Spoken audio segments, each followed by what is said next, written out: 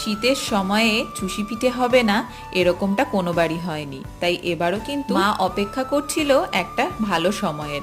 তো দেবু বাড়িতে এসেছিল বলে মার খুব ইচ্ছে যে জামাইকে এবার পিঠে তৈরি করে খাওয়াবে। কি পিঠে তৈরি করে খাওয়াবে ঠিক করা হলো, চুষি পিঠে করে খাওয়ানো হবে।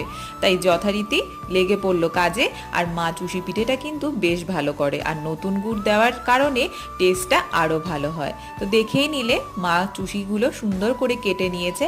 এখন দুধটা ফুটে যাওয়ার পর চুষিগুলো কিন্তু হালকা হাতে দিয়ে নিতে হবে, আর ঘন ঘন কিন্তু নাড়তে হবে, নাহলে নিচে লেগে যেতে পারে, সেটা অবশ্যই খেয়াল করবে।